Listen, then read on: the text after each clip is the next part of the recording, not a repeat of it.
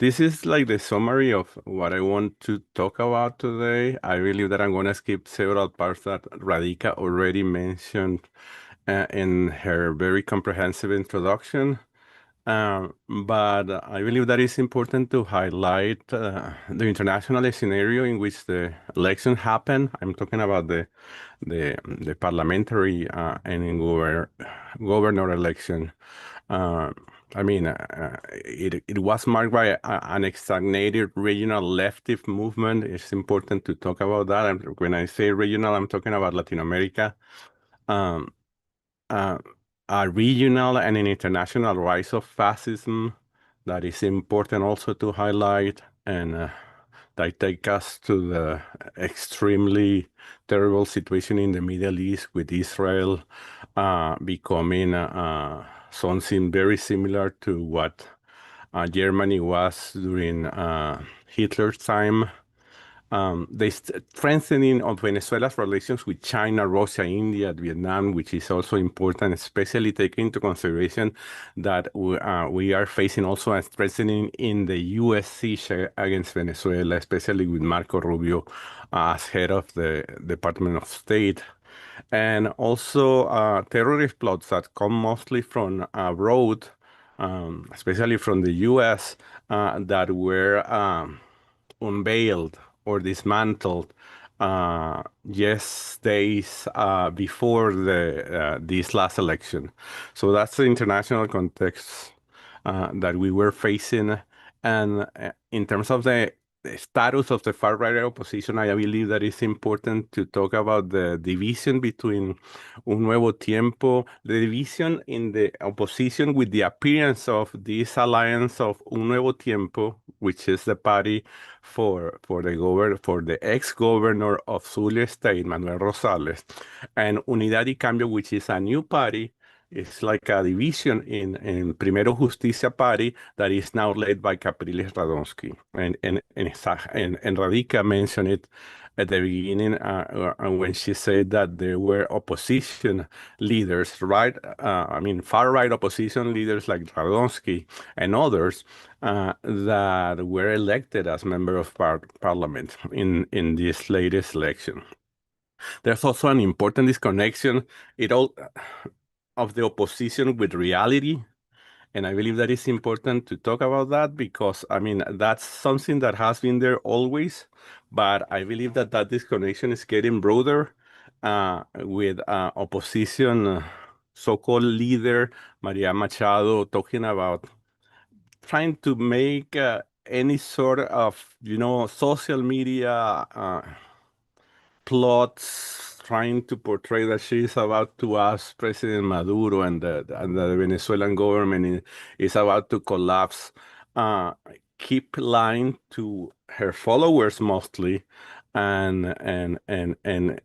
broaden that disconnection between reality and what they are trying to promote.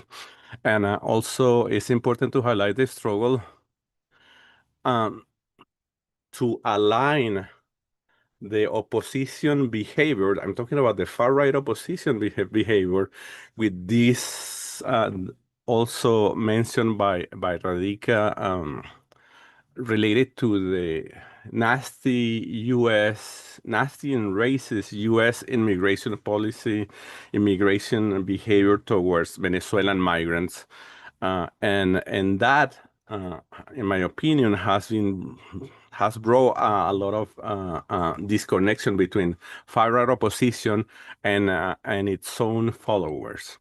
So that's basically the context of the national context and the reality of the opposition before the elections. And the results, as I will show you, and as Radica already said, is very solid, a very solid victory of Chavismo with 23 out of 24 governorships and 82% of the parliament. So that's something that is it's a very solid Chavista victory. The electoral abstention meet is something that also was mentioned by Radica, but it's important to highlight that it was nothing in the turnout for the 2005 parliamentary election and the 2020 parliamentary elections was uh, uh, smaller, shorter than the one in this election. So this argument, promoted by the opposition about like a big winning of the abstention is something that is very, um, debatable. uh, the criticism on CNN behavior. I mean, we in Orinoco Tribune have, and we have raised it several times already, some criticism about the National Electoral Council behavior, especially since the presidential elections last year. And I would talk about that a little bit at the end of my words. And I believe that it's important to highlight. I mean, we have received some criticism or comments from followers on social media, especially about how it's possible that, for example, the governor of Guyana, the recently elected governor of Guyana, Esequiba, uh, uh, got 96% of the votes, for example. And some people don't believe, when they see election figures with those percentages so high, they don't believe in that. So there's this people questioning the numbers, and I just want to say that this election in Guyana, Essequibo, is very unusual. It's the first time we do this because of a referendum that we had in December 2023. And of course the voting base, I mean the voting record for that state is pretty short, and it's mostly consists of people supporting of Chavismo. So for that reason, you might have that number that it might sound unusual, but it's pretty easy to explain statistically talking. As the result of the percentages of the elections in this last election a few months ago. I believe that it's important to say that the elections happen under sanctions. The elections were held under the threat of terrorist plots. The elections were held including far-right oppositions, as Radica and I just said, and there was no a state of siege or emergency decree uh, um, enforced during the elections as it happened in Ecuador and other countries that the U.S. called democracies. So it's important to highlight that. And again, the turnout was 43.18% with the last bulletin with results from the CNE. The PSUV won 23 out of 24 state governorships, and control right now 256 seats in the parliament, including the 3 indigenous seats that were won by indigenous organizations close to Chavismo. So that's basically, this is the map. Here you can see the map of the 2020 National Assembly with the Chavismo having 256 seats.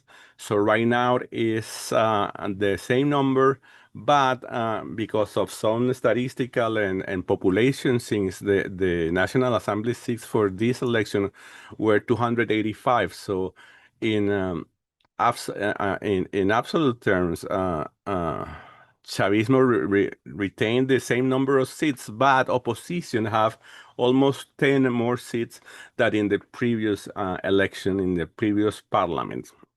So the opposition have 29 positions after these elections when it has 20 positions in the previous parliament.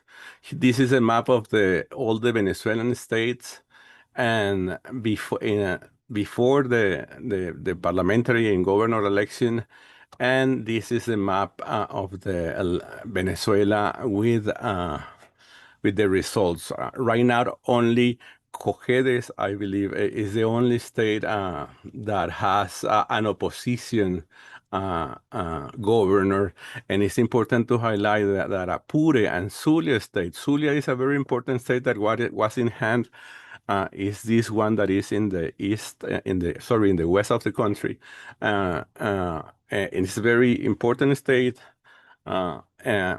with the one of the biggest population, very close to Colombia. And the other important victory was in Barinas, which is the home place for Hugo Chavez, and that governorship was also won by Chavismo in this election, along with Nueva Esparta, that people know as Margarita Island, which is this island in the north east part of the country. So that's basically the results of the elections. These are some numbers that I just want to share because I use this table here to Yeah, please wrap to up soon. yes, I want to finish. But I wanted to show you that this chart with the numbers of the vote of Chavismo and the votes of opposition in the recent parliamentary elections. And as you can see here, and Radica also said, between 2020 and 2025, the number of Chavista vote grew significantly, like one something million votes, as Radica already said. And instead, the numbers of opposition votes actually decrease in comparison with previous elections for opposition. And the turnout also, as I already said, in 2010, in 2005 or in 2020 was way smaller than in 2025. So that argument that Chavismo was not that the turnout was too high is not a very valid argument. And here you can see also, if you compare with other countries, you can see here that the turnout in U.S. Midterm elections is pretty similar to the Venezuelan one. And that also in the European Union parliamentary elections, the turnout is also very close to 40%. So it's a very regular turnout for this kind of elections. And just to wrap up, I want to say that next, what we believe is important for Venezuela after this election is that Venezuelan government and we as a whole, the Venezuelans that wants to, make stronger the Bolivarian revolution, we need to work in improving the salary issues, inflation issues, and public service issues that we are facing. We are about to hold municipal elections on July 27. We are almost 1 month away from that election, and Chavismo is going certainly to win those elections, especially because of the situation of the opposition that remains, keeps its electoral abstentionist strategy, which doesn't help them in any way. We are going to have a constitutional reform maybe for December of this year or January of this year.